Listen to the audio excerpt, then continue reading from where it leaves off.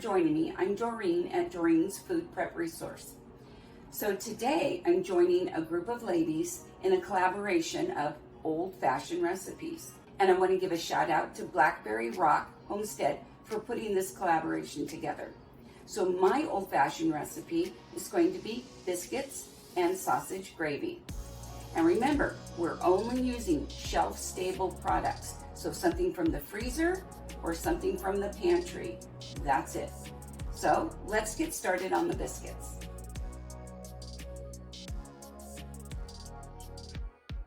First thing we're going to do is chill our ghee. Now if you're using butter, just make sure you have well-chilled butter. I happen to know for this recipe it calls for 3 ounces. I put it in a sandwich bag, roll it, and put it in the freezer. I need to chill this because I'm going to grate this into the flour. We're going to be using a shelf-stable milk. I chose Gosner.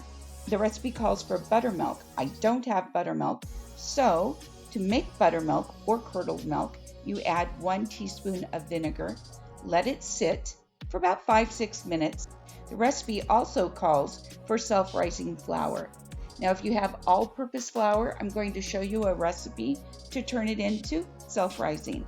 And that's going to be 1.5 teaspoons of baking powder and 1/4 teaspoon of salt. Mix it around good.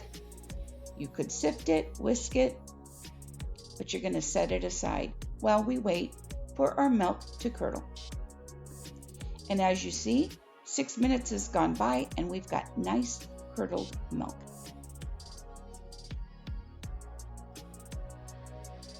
We're going to put our homemade self-rising flour into a bowl, and we're going to pull out our chilled ghee and grate it into the flour mixture.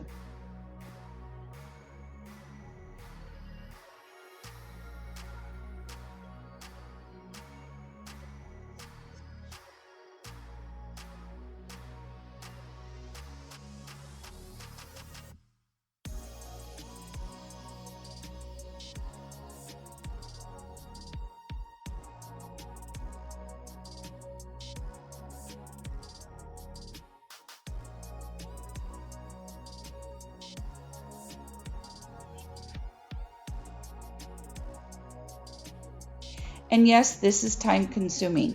If you had your hands in there mixing it around, it would warm up that ghee and your biscuits just wouldn't be as flaky.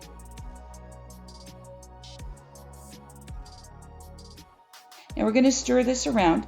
I'm going to spend a little bit of time on this because I want you to see you need to get all of the pieces of ghee or butter incorporated. You're going to make a little well in the middle of your flour and butter mixture, and you're going to pour in your curdled milk or buttermilk.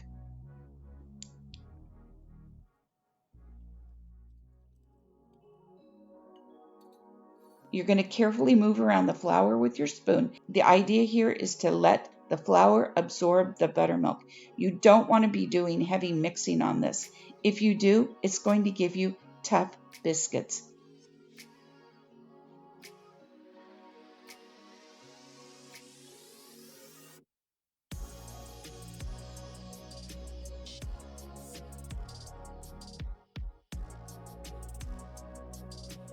You know that your mixing is complete when there's no more flour on the bottom of the bowl.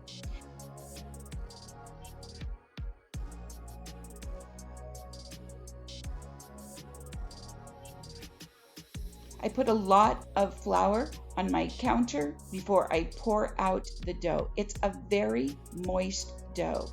The dough will absorb that flour and work with this dough so much easier.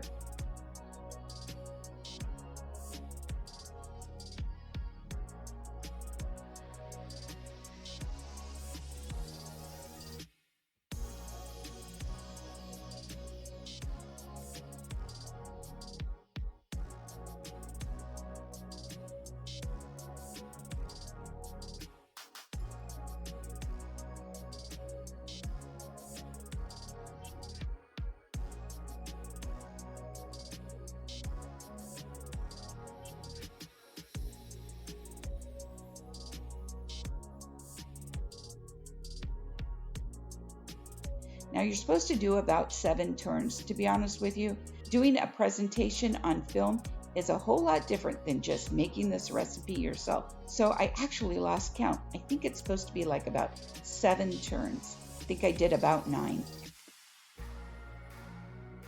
You want to just pat this out nice and smooth so that way we can get the dough cutter in and make our biscuit circles.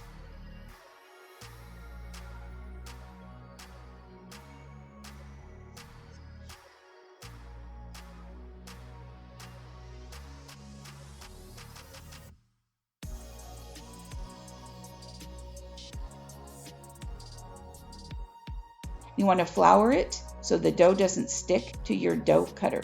And no, this is not a dough cutter, but it works nice for me.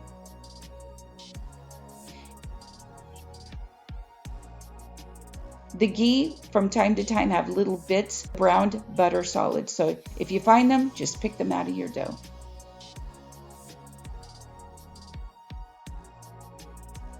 The goal is to make 8 biscuits.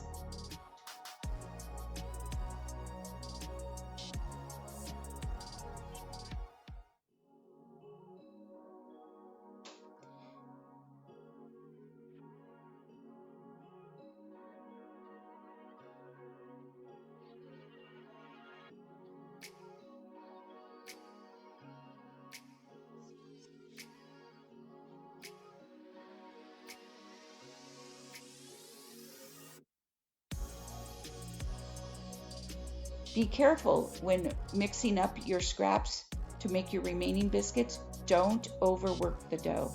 Just get it enough where you can cut your circles.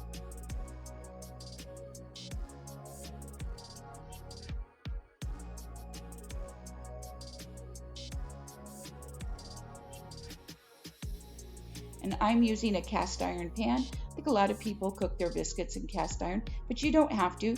You can use a cookie sheet or a Pyrex dish.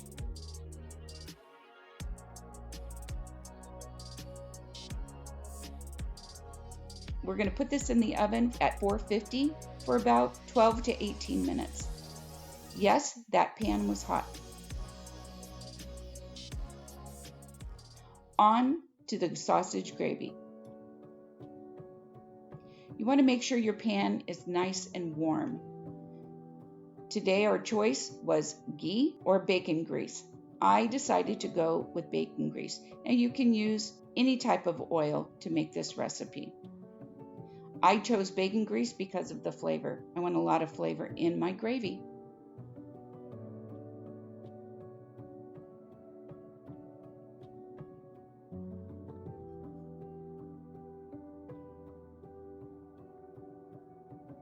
Slowly add the flour. Make sure your grease is nice and warm before you add it. We don't want lumps.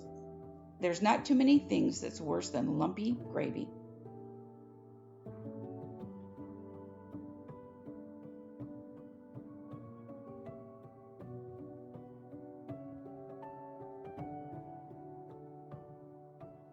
Now, if you want to do a gluten-free option, maybe you've got gluten-free bread that's on the market, you can use Nestle's Media Cream. It's a table cream. And then you would cut out the flour.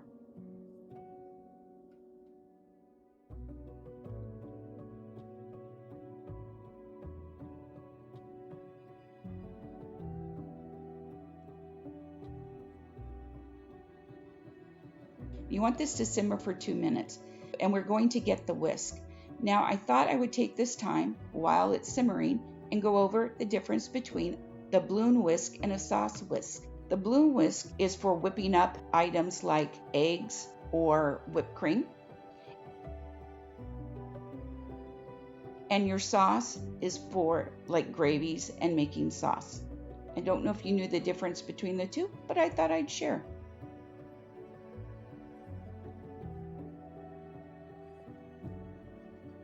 So we're going to be using canned breakfast sausage. I pressure canned the sausage beginning of June of this year.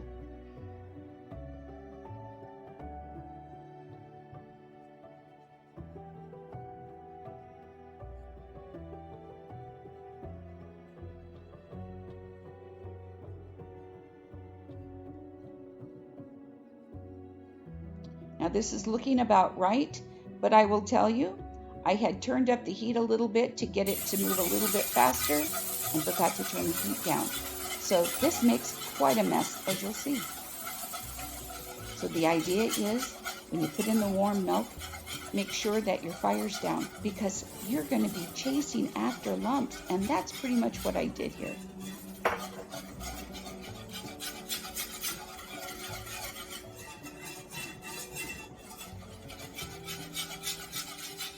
But it all worked out because it's nice and smooth.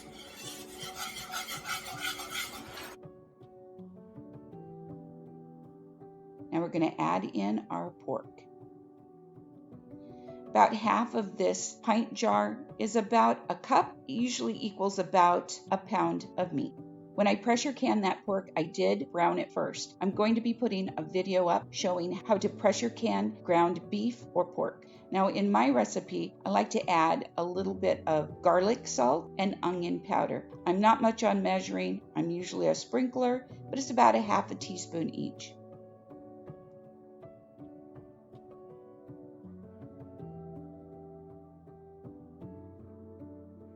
And then of course, you have your salt and pepper, half a teaspoon of salt, and a quarter teaspoon of pepper.